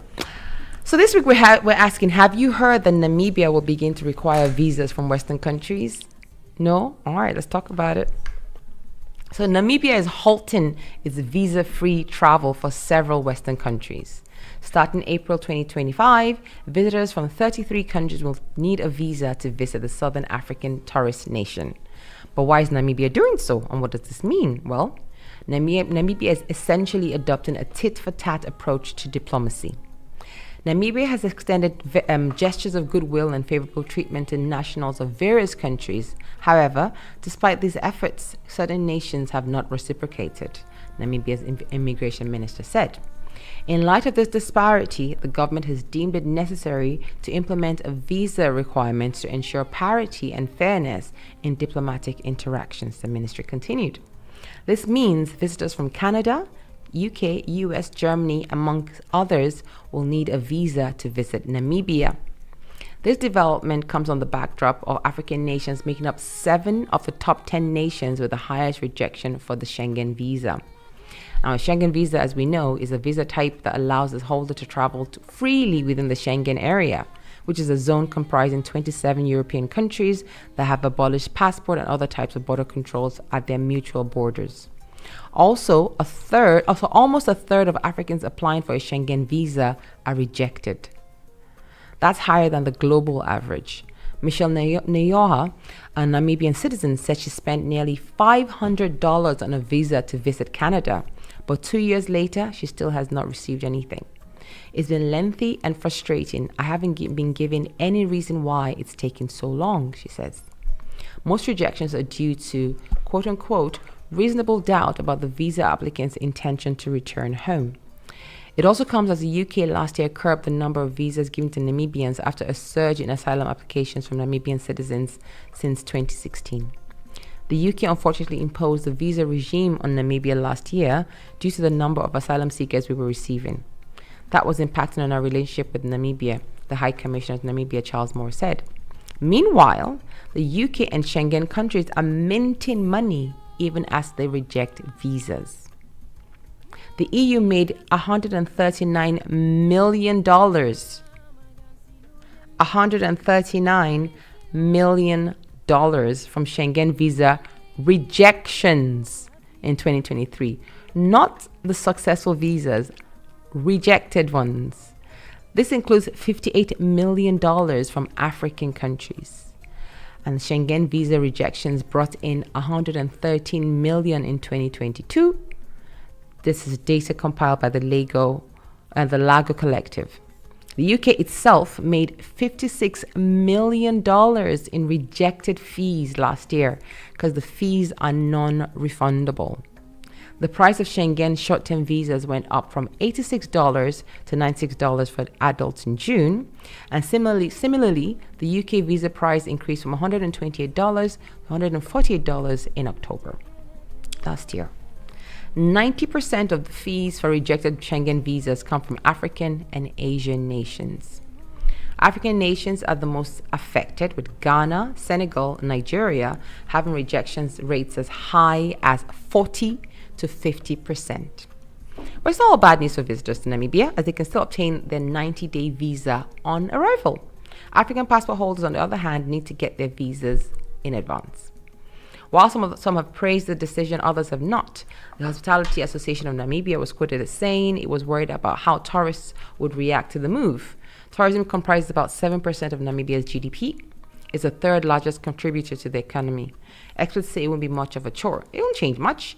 You'll just get on a plane without a visa, and when you get to the airport, you fill a form, you pay your fees, and you enter. That's what tourism expert Sony Impresh says. Okay. So Namibia was doing anti-do-good for all these years. I mean, there are only, 4 million, 8 million? How many people are there in Namibia? They're not many. No. They're not many. So even if the entire Namibia went to another country, it'll be fine. Even if the entire country got up and moved to another country, the other country will absorb it easy. Yeah. I think it's time African countries take this approach as well. So what's good for the Jews is good for Uganda. So it's because Namibia has always had this visa-free situation. You come in, you visit, you go, no problem. And I think they had it the other way as well. I think you didn't need a visa to go to UK until recently from Namibia, but only UK, not the other European countries. You still need, even though, so I don't know why for many years they were allowing Europeans come to their country visa-free, but they had to pay for visas to go to these countries. And it just, even Canada, and it just, and I think they lump everybody together because it's like, I understand countries like Ghana or Nigeria where so many of us, and if we all went, then the country would be, but I mean, Namibia is a country that's quite stable. People who are there, there's no war, there's nothing going on. They're doing well. It's a beautiful people come there to visit. It's a beautiful country. So I don't think many Namibians are trying to, run away, quote unquote. So I think they should be able to travel wherever they want in the world, knowing that, they can always go home if anything goes wrong. Now, I have noticed that there's been a big increase of asylum seekers, Namibian asylum seekers in the UK. So I think that's what prompted the British government to take that decision. Probably. Probably. Although I don't know why. If I was Namibian, I wouldn't. I would stay in Namibia because everything you've heard about Namibia, we've done lots of stories about Namibia. We've done a lot of, their economy, their tourism. The country itself is beautiful. It looks very well taken care of. I don't know why would I want to seek asylum in the UK if I was Namibian, but I guess everybody has their story. And again, I think what African countries should do is also look into allowing easy access to other. That's another. We've talked about this on the show. It's a disgrace. It's what's causing all of this. It's what's causing all of this. So people like South Africans are screaming that there's illegal migration, but South Africans need legal migration. There's skills that they need others to bring. So if they made it easier to travel, then they will have a better product to choose from. Excuse my French. They'll have a better range of people to choose from because people will be migrating there legally. It made things easier within us in Africa to travel to each other's countries. What are you thinking, that people are going to move to your country and then what? Contribute. Look at European countries. Look at other countries around the world. Look at the Olympics. Look at science. Look at skills. Look at what people are doing in other countries. People who have migrated there properly. Look at how they're adding value to those countries, almost to the detriment of their own countries. Because when you move all those skills from your country to another, your country is at a loss. Your country's at a loss, but then you have a better, you're going to better another person's country. So if they're going to give you the best of their skills, why don't we just welcome them? Just welcome them. Something as little as just working and paying tax does a lot. And imagine multiplying that, just multiplying that, or bringing skills in that they need, that they might not have. Look at all the people who have made their lives in Nigeria. Look at the Indian community, the Lebanese community, the Chinese. Wrong time. Too soon. So the Lebanese community, the Indian community, and all the others that have made their lives. We don't give them too much trouble. They do their thing. They do their businesses. They go to the doctor. Some of them doctors, dentists, whatever. Some of them are the ones who don't even want to mix with us sometimes, rather than the other way around, But they're living their lives. We don't give them much trouble. They pay and they pay tax. They pay a lot of tax, and we use it for the country. I don't know how we're going to solve this problem. It's a problem. Anyway, Namibia, I think it's a good idea because they're not respecting you on one end. Why shouldn't you have a bilateral situation if you're giving visa free this way and they're making you pay visas this way? That doesn't make any sense. It never made sense in the first place. So go for it. It's from next April, but it's not going to be even been difficult for the Europeans to go there anyway because they'll just get there. They can still travel without a visa. It's visa on arrival. Yeah, but it should be the same way. Show proof of funds. You have money. Show that you all have money to come to my country. All that should be the same way. All that. Even the way you're treated sometimes when you go to other countries as a non. You know what I'm talking. As an African, I might hear Nigeria. But I think sometimes age can help. If you're a bit older, I think they'll treat you a bit better. Yeah. Because if you're like a young guy, especially guys, if you're a young guy of a sudden, and young girls as well of a certain age, then they're like, oh, he's this and she's that. So how do you get the money to travel? Where are you working? What do you do? Even students, you hear all kinds of stories. It's really sad. And then some other people with the complexion for the protection just kind of whiz past. And you're there answering questions and they're like, bye. It's funny. I like the fact that we can laugh at our pain, but if you really think about it, it's pathetic. I mean, it's pathetic. It's what we do as Nigerians. We make a joke of everything. Yeah. Well, sometimes some of our youngsters are not as hard as we were. Some of them are quite sensitive, and these things really affect them now. Back then, we laugh it off. Some youngsters these days are super sensitive. When they're treated badly, they take it to heart. I was, doing the Mauritius story in the Seychelles, and we're going to talk about the touristy part of things.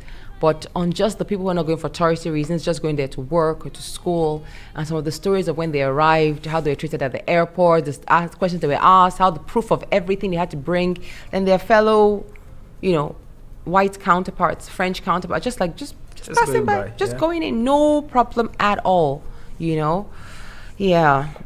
Somebody did something somewhere. Somebody did something.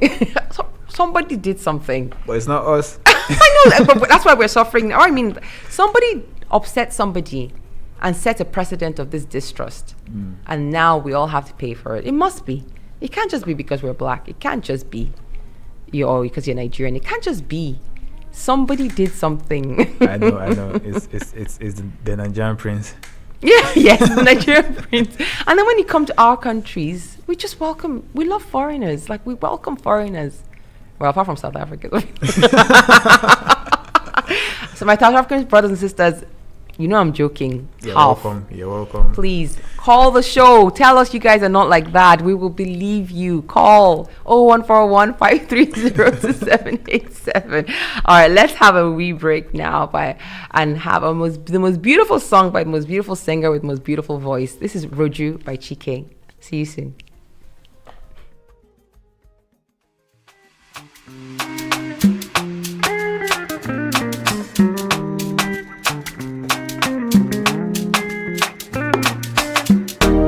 Obozi gini ka nacholo Imana chukwa gozi gomo Onyalo miyu, nyalo you me What am I looking for? Say my God, it don't mess me up He giving me you, giving you me Obozi kife la chasesa Obozi kife mi chasemi My baby, you know say you got love for me I do go. When I call your name, shakara for me. No, man. I'm gonna be your, you gon' be my Julie. No, man. I'm gonna be your, you gon' be my Julie. I no go run away. Show me your love, I no go use you play. Carry me, go me, I go follow away. Follow you, oh. Me and you. Okwamona, keep my baby. Me and you. Okwamona, keep my baby. Opposite keep and la chasesa. Opposite keep and me chasemi. My baby, you know say you got love for me. I do go. When I call your name, shakara for me. No, man. I go be your, you gon' be my Julie. No, man. I go be your, you gon' be my Julie.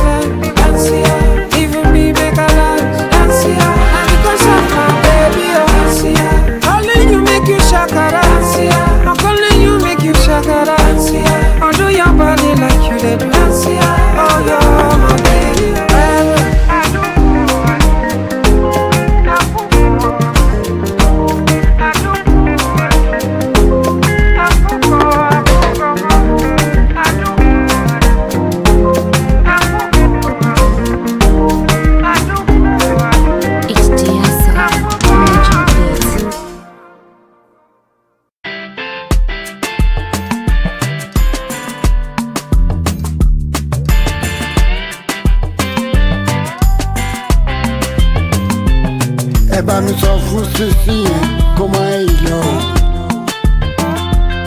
Mo ti sọ wípé fàájì tẹ́lẹ̀ láwọ̀. Ẹ bá mi sọ fún sísí yẹn kó má sálọ. Àníṣe mo ti sọ wípé fàájì tẹ́lẹ̀ lájọ wa. Sísí jọ̀wọ́ kó má lọ kíá. Ọmọdé ṣe mí díá mi dá.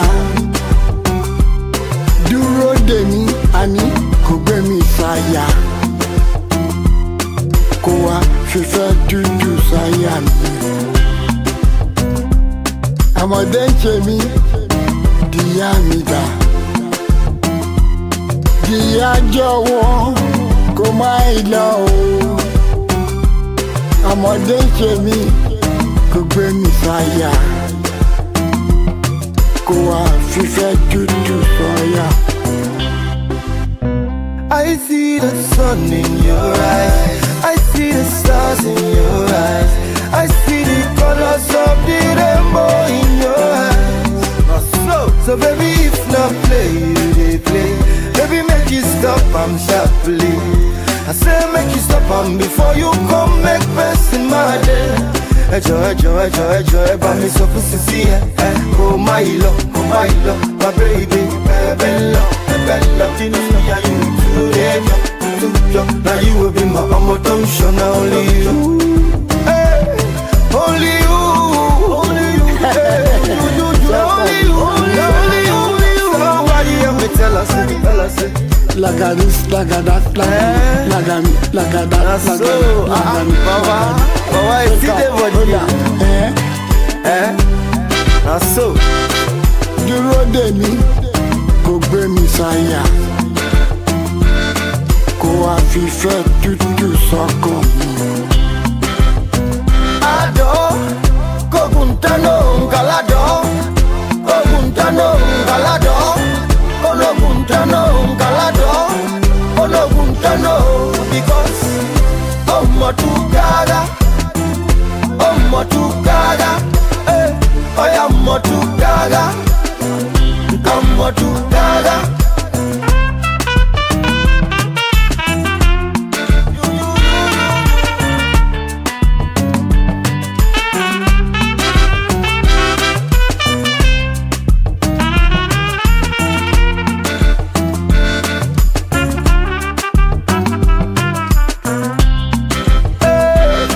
Like a this, like a that, like a me, like a that, like a shake on, hola, So, dúró dè mí, kò gbé mi sáyà. Kó wá fífẹ́ dúdú sọ́kàn mi. Eba me so pussy, oh my love, my baby make me bella. Just me and you today. Now you will be my attention, only you, only you. You know something? I think I'm a secret two-faced stan. I think I followed his career from the beginning, And let me see what you know about Two-Face. What band was he in before he was Two-Face? Plantation Boys. Okay. Yeah. And did they only sing in English? No, they sang in Idoma as well. I could sing Idoma songs. I didn't even know what they were talking about. To see the transition from Plantation Boys to where he got in his career, and just, I know he's kind of chilled now. He doesn't release that many songs and all that anymore. But to have come with somebody to the point where they've finished, not finished, but you know what I mean, just from the beginning up the top, and then, tapering down the entire thing, the whole arc of the career from beginning to end. Yeah, that's pretty special. Now he's just chilled. Yeah, he could do what he wants. Enjoying his money. And I think some people fun. knew him in the middle, probably. Some people just know. Yeah. A lot of people knew him from the African Queen. Yes. That was the second album. The first album was brilliant. The first album was when Funiba was on that one. But in fact, I think maybe next week could just be 2 Face songs. You know me, I don't do current music. Funiba was, oh my God, that song was amazing. I wish they had then what we have now. You know, like the production was good. Don't get me wrong, it was fantastic. Yeah, but I mean the videos and everything they have now. But although for what they had at the time, what they did, brilliant. Yeah. Everybody always looking so sweaty in the videos in the club. Now there'll be none of that. It'll be all like super fresh. And then also the second album was the one that solidified him as like a superstar. That's the one with SEC Miso. Oh Lord, oh Lord, wow. Okay, yeah, ideas for next week. Okay, now remember I said there was a theme. This whole show had a theme, and it's all about Afro-ness. So Afro-Caribbean, Afro-Latino, Afro-Colombian, African, Afro-South African, Teboho, what it is to be African wherever you are. The fact that so many Olympians, were African, but, represent other countries, but of African extract, all of that. And that's all going to culminate now in our history video, because once again, we're going over the Atlantic. We're going to the other side of the world. Africa is not the only place that has African people. And then we're going to talk about the incredible diversity. So today we're coming through history, the history of one of the most vibrant corners of the African diaspora, and that's the Caribbean. But before we do that, we missed out one thing. We're going to go back and do it. Are you ready, Baron? Yes. All right. So it's time for a moment in African history. And like I said, today we're coming through the history of one of the most vibrant corners of the African diaspora, and that is the Caribbean. We're going to learn about how this incredibly diverse diaspora came to be, and so much more. Our friends who are fast becoming our favorites. So our friends at Let's Go have put together a beautiful video for us. So let's go to the Caribbean. Let's see. Did you know the Caribbean is probably the most racially diverse region in the world? So diverse that it's hard to find someone with just one race, and Caribbeans usually have a hard time explaining to strangers what race they are. But how did this come about? Let's go and find out. Chapter 1. The Original Caribbeans. The why of the racial dilemma in the Caribbean. Caribbeans usually find it difficult to introduce themselves because every time they feel as though they need to give a history lesson. Indeed, when a Caribbean takes an ancestry DNA test, the results spell out a glaring diversity. It might be something like this: 40% European, 20% African, 14% Middle Eastern, and 16% Native American. Sometimes there's a bit of Chinese and Indian in there too, but this is usually the nature of the test results. So what caused this assortment of identities? Well, let's rewind a little to when the Europeans first came to the Caribbean in the 1400s. It all started with the Italian navigator and explorer Christopher Columbus, arriving with 3 of his ships on the island of Hispaniola in 1492. Hispaniola has long been divided into Haiti and the Dominican Republic. But back then, the Caribs, or Kalinago, lived in Hispaniola, as well as in other parts of the Lesser Antilles, which include Trinidad and Tobago, Barbados, the Windward Islands, Dominica, and others. The name Caribbean was coined from the Caribs. However, the Caribs were not the only indigenous people in the Caribbean at the time of European contact. They were just one of the 3 originals. The others included the Taino and the Arawak. Ironically, even they weren't exactly original occupants of the islands in the region. The islands were actually unoccupied territory until Amerindians from Venezuela made their way there through the Lesser Antilles to the various islands. The Caribs, Taino and Arawaks were just another group of people in the Americas until the arrival of the Europeans. Most native Caribbeans either fled or lost their lives following the occupation of their land, a land filled with resources with so much to cultivate from sugarcane to spices. But there wasn't enough labour to match the demand, so extra hands were needed, and those extra hands came from African slaves across the Atlantic Ocean.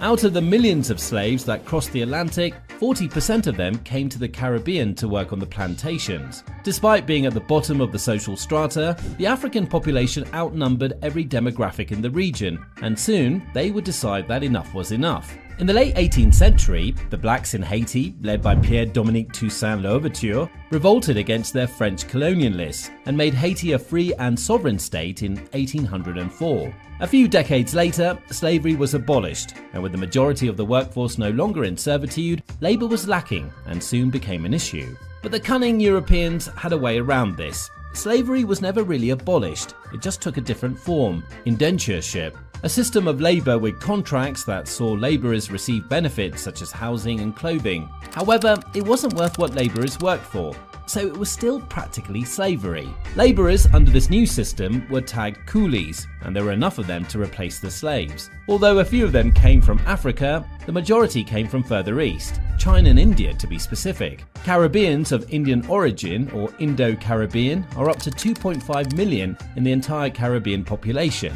They're usually found in the Republic of Suriname, Guadeloupe, Martinique, Trinidad and Tobago, Guyana, and a few more Indo-Caribbeans in other parts of America and Europe. Chinese Caribbeans may not be as many as Indo-Caribbeans, but a significant amount are found in Jamaica, the Dominican Republic, and Cuba. This diversity is the reason you can look at some Caribbeans and swear that they're on the wrong continent, when in fact this has been their home for generations. Also, going on for generations was intermarriages between the different ethnicities. Despite each ethnicity belonging to a different social class, it didn't stop individuals from finding love and having children amongst themselves. This is the reason why so many Caribbeans have mixed heritage, and they can't be described with just one race. But just like their genealogy, the region's geography is quite scattered as well.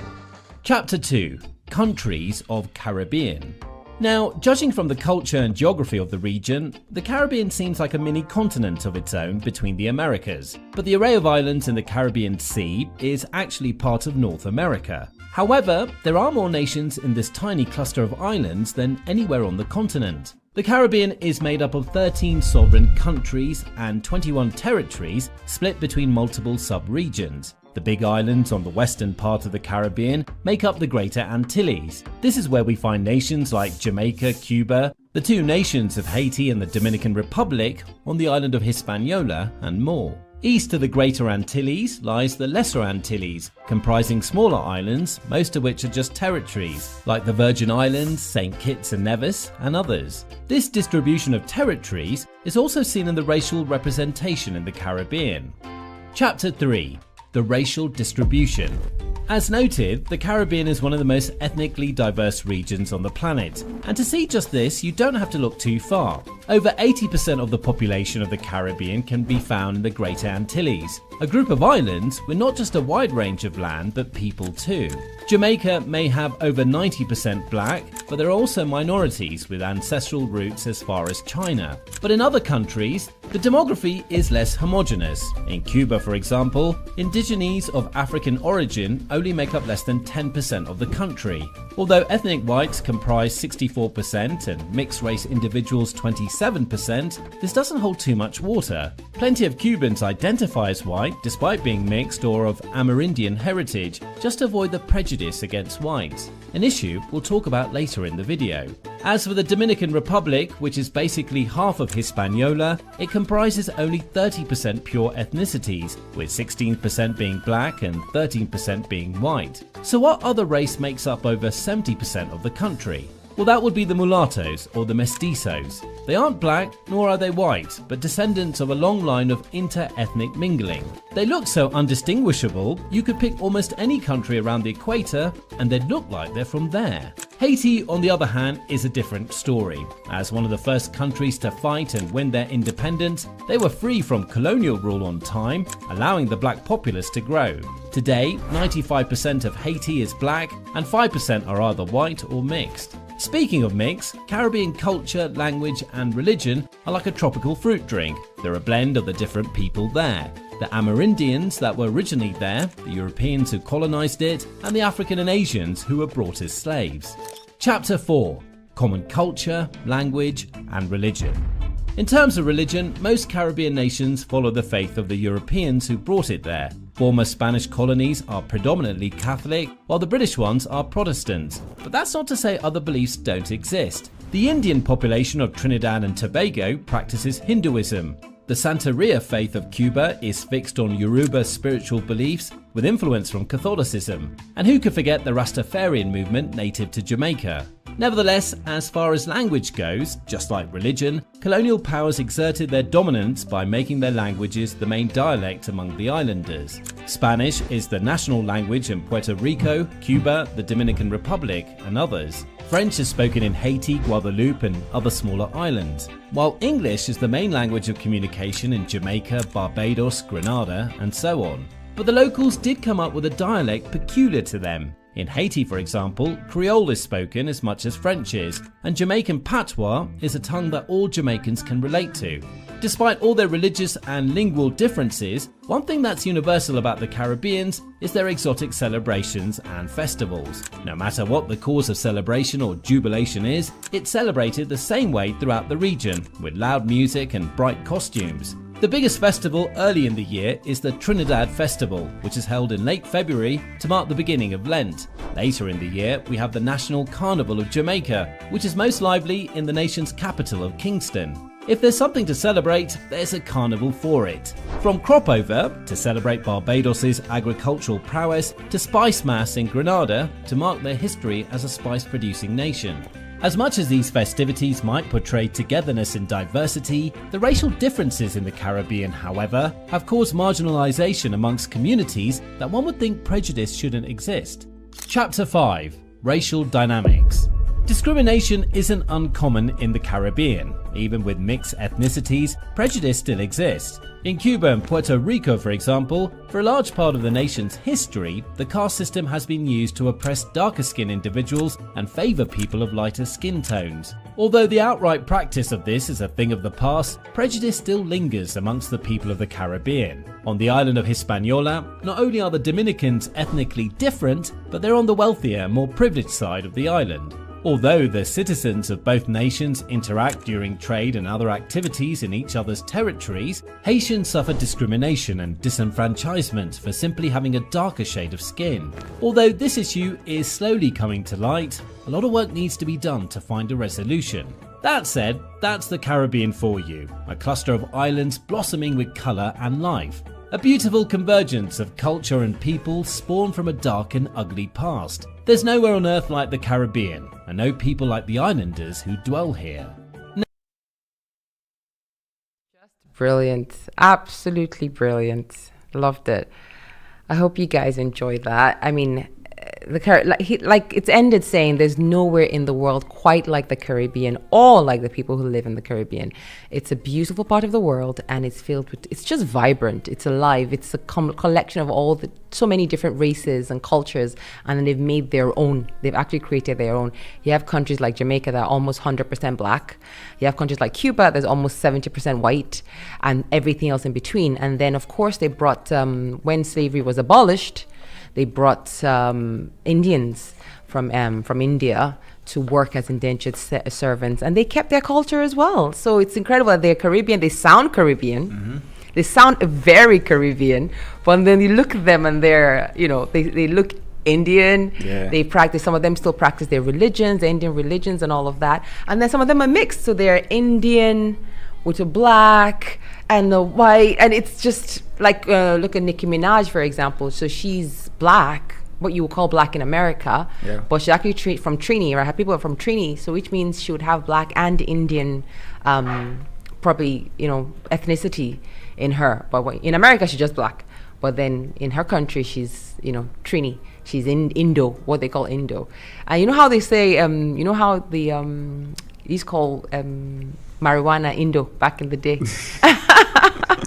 Because it was the Indians that brought it to the Caribbean, called Indo, and all that. So they have all this, their little, their cultures, their sayings, their subcultures, languages, dialects, all of that, all mished and mashed.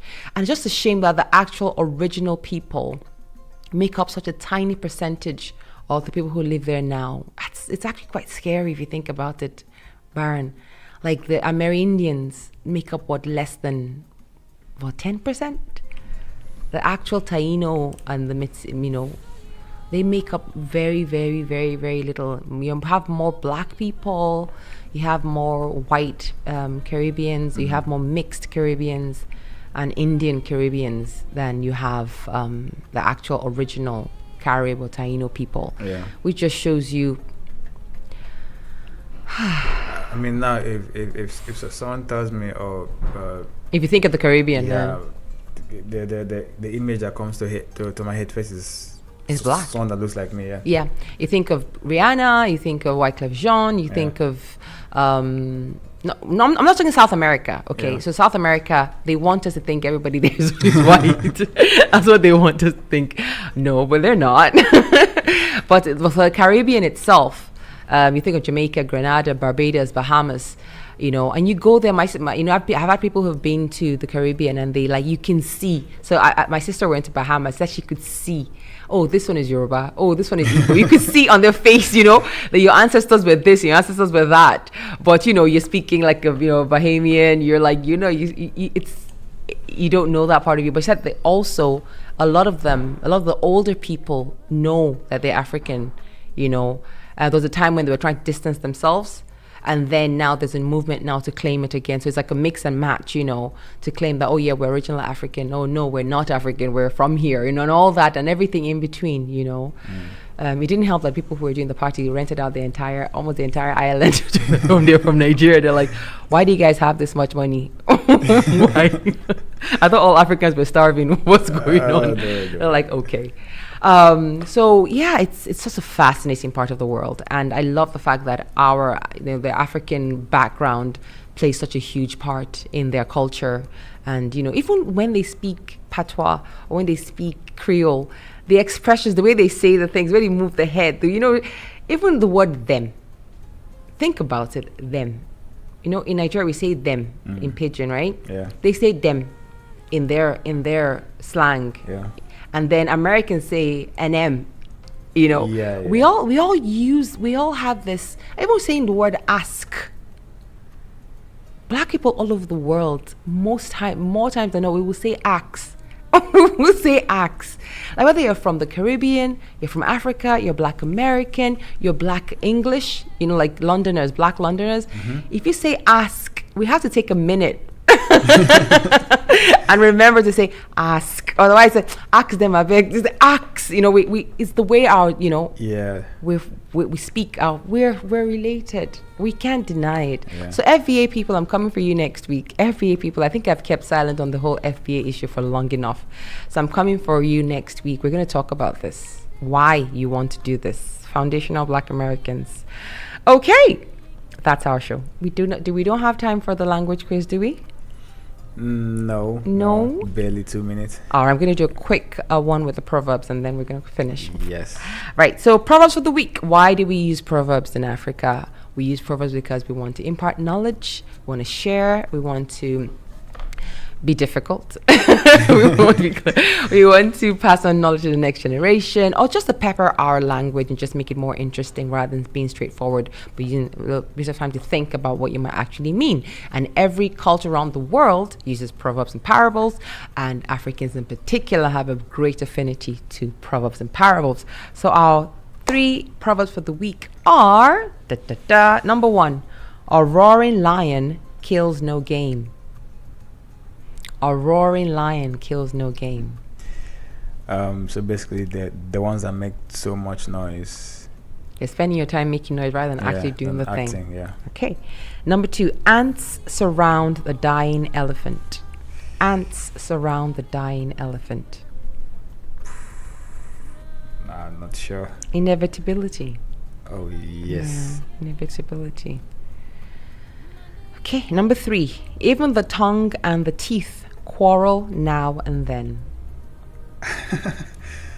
Even the tongue and the teeth quarrel now and then. Yeah. Yeah. Familiarity. Yeah. You're too close. See finish. Yeah, see finish. All right, everybody, that is our show. We hope you've had a good one. This is Baron. Thank you so much for all you do. Thank you for all the opinions and for producing such a beautiful show. And if you want, like I said, you are free to join. I don't know why everybody's scared. You're free to join us at any time. Be part of the show. You'll be one of the co-hosts of the show. Okay? I hope you had a good time. I'll be back next week again with more exciting interviews, spotlights, history, music, and everything in between. Until then, say proudly African and African in diaspora. Bye, everybody. Yeah.